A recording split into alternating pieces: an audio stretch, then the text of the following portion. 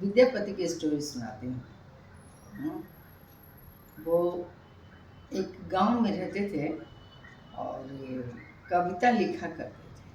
अपनी जवानी में उन्होंने कृष्ण के बारे में बहुत सारे पद्य लिखे हैं, गाए भी हैं, लिखते थे और सुबह से गाते थे उसे, जो हमेशा सबों को कर्णप्रिय लगता था।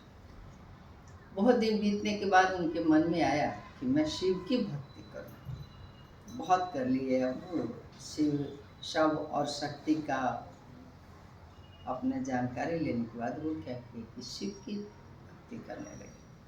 बहुत भक्ति करते थे, यहाँ तक कि राजा उनको बुलाते थे कि हमारे यहाँ उनको बुलाया जाए, उनको उनके भजन को सुना जाए, उनके गीत को सुना जाए और उन्हें इनाम मिलता था।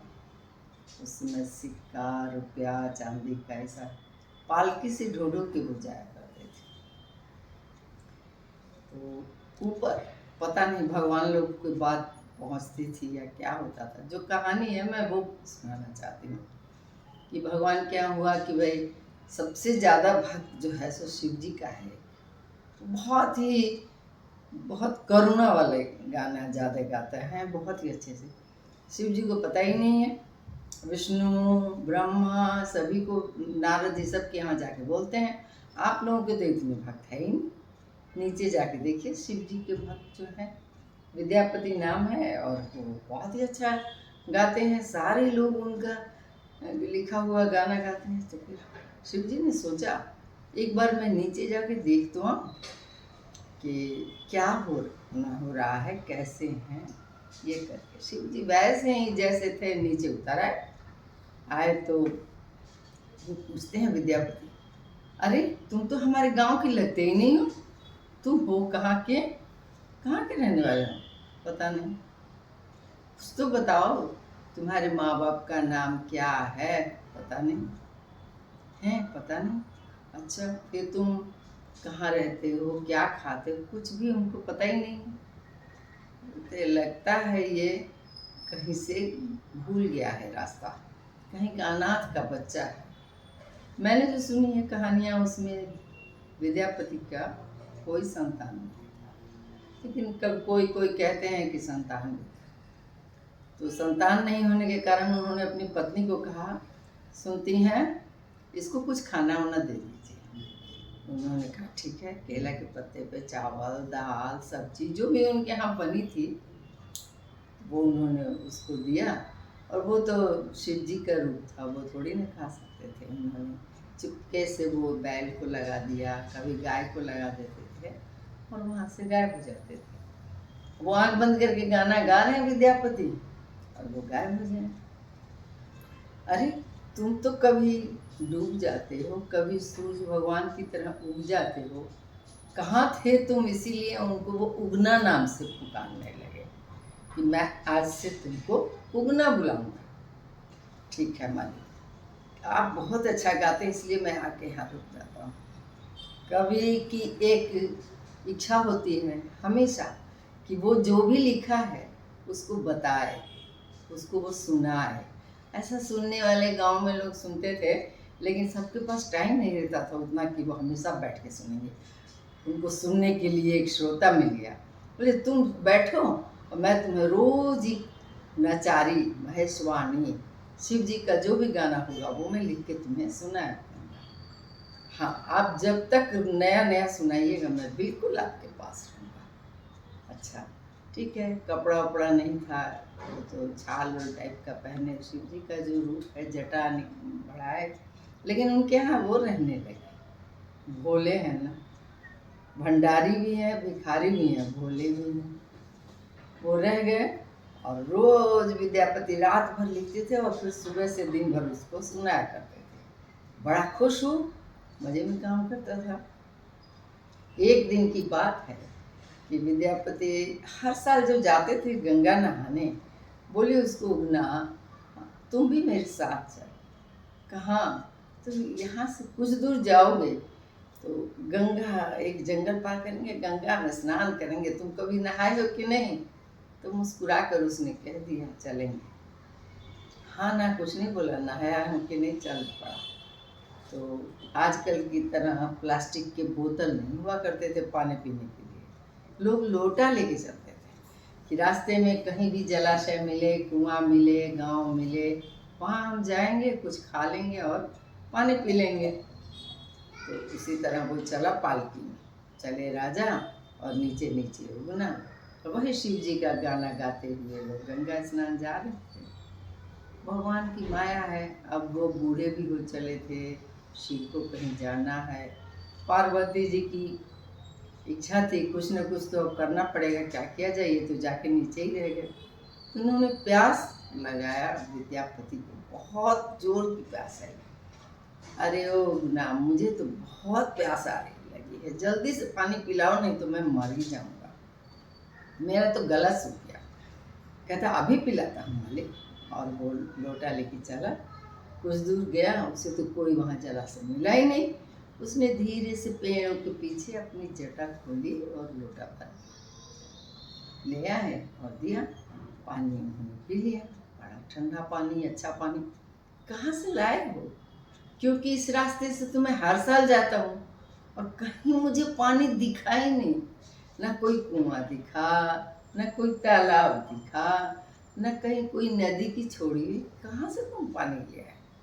वो जगह मुझे एक बार और दिखा दे। वो पीछे चल पड़े उनके। अब ये सोचे कि कैसे मैं छुप के निकालूं जल, वो कभी उधर जाए, कभी उधर जाए, कभी उधर जाए।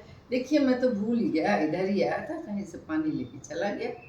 नहीं नहीं, तुम बताओ हमको। वो फिर जाता है पेड़ के पीछे और अपनी जटा खोल करके पानी लोटा में भरता है। तब तक विद्यापति देख लेते हैं, बोलते हैं, पकड़ते हैं उसको। अरे तू बता, तू है कौन? तूने कैसे निकाला? तू है कौन, मुझे बता, मुझे सच बता, मैं आज तो छोड़ूंगा नहीं तुझे। तो उन्होंने अपना रूप दिखाया उन्हें कि आपके भजन से खुश होकर मैं आपके यहाँ गाना सुनता हूँ।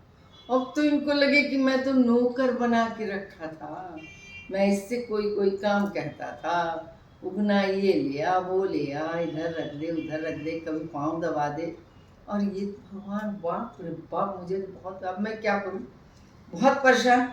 वो कहता अगर आपने किसी को बताया उसी क्षण मैं यहाँ से चला जाऊँ। इनके बहुत कहने पर वो रहने को राजी हुआ और शर्त यही रखी उसने, ठीक है मैं किसी को नहीं बताऊंगा। अब चले किसी तरह गंगा नहाए, लौट के घर आए, और वो जो है गांव भर घूमता था, धतूर, आँख, कनेर, ये सब जहरीला होता है फल, वो ले आ करके जो बोले सुनकर खाते थे, जो पर खूब चबाए लोगों को दिखा दिखा के। गांव के लोग तो सब जगह एक ही जैसे हैं। लोगों ने कहना शुरू किया कि उनको तो अपना बच्चा है ही नहीं, और वो इसको देती नहीं ठीक से टाइम से खाना, ये पत्ते चबाता, जहर चबाता है, मर जाएगा, दूसरे का बच्चा है, दया नहीं है। उनकी पत्नी को कोई कोई लोग कहने लगे। वो सोचती हैं कि मैं तो रोज ही खाना देती हूँ, अब इसके पीछे पड़ गए, सुन तू आज से कुछ भी बीज उज मत खाना। वो एक औरत है, ममता उसमें जगी कि इसको कुछ हो न जाए, तो मत खाना। और उन्होंने ममता को क्रोध का रूप लिया और उसको गुस्से में बताने लगी कि तेरा मुंह बंद कर दूंगी, मारूंगी, कुछ भी जवाब सवाल कर, नहीं नहीं खाऊंगा, अब कभी नहीं खाएगा ना, नहीं खाऊंगा, गांव के सारे लोग मुझे हंस रहे हैं, नहीं मैं नहीं खाऊंगा। लेकिन वो विद्यापति को दिखा के बोल नहीं सकते थे, चिढ़ाने जैसा। उनकी पत्नी के सामने कभी धतूर खाएं, कभी कुछ खाएं, वो मुँह घुमा लेते थे, क्योंकि वो जब डांटती थी तो उनको बर्दाश्त नहीं होता था। वो जानते हैं कि ये भगवान है, और वो नहीं जानती, वो जानती हैं कि ऐसा गंवा रही, माँ बाप को खा गया, ये ऐसी ऐसी चीज़ें खाता है, मैं क्या करूँ, सारे गांव के लोग मुझे हंसते हैं। फिर भी मैं इसको पीछे ही लगी रहती थी, मैं इसको सुधार के छोड़ूंगी। आज उसने क्या किया है, फिर से ले आया और ला करके मुंह में काट के उनको दिखा रहा है, काट करके धतूर का बिया, कनेल और क्या क्या सब ले आया था। खाना बना रही थी, जलती हुई लकड़ी लेकर के निकालते हैं और कहती हैं आज तेरा मुंह में जला के छोड़ूंगी। जैसे ही उन्होंने लकड़ी उठाई, विद्यापति पैर चिल्ला पड़े, अरे ये क्या कर रही हो, ये तो भगवान है, ये भगवान है। इतना कहना था कि उगना गायब हो गया, गायब ही हो गया। अब तो ये उसके पीछे दौड़ने लगे, कहाँ गया, इधर गया उधर गया, गांव में उगना उगना, कहाँ गया कहाँ गया। वो चले जाते हैं उस जंगल में जहाँ उनको लोटे का जल पिला के उन्होंने दर्शन दिया था। और वहाँ जाके चिल्लाना शुरू करते हैं, उगना तू एक बार मुझे माफ़ कर दे, तू एक बार वापस आ जा, मैं अब कभी नहीं बताऊंगा, किसी को नहीं बताऊंगा। और उनकी पत्नी पूरा गांव लोगों को कहते फिर रही, पता नहीं कहाँ चले गए वो, कहाँ चले गए वो। ऐसे ऐसे उगना गया, वो भी उसके पीछे ही चले गए। ये तो बस चिल्लाते चिल्लाते जंगल में पहुँचे।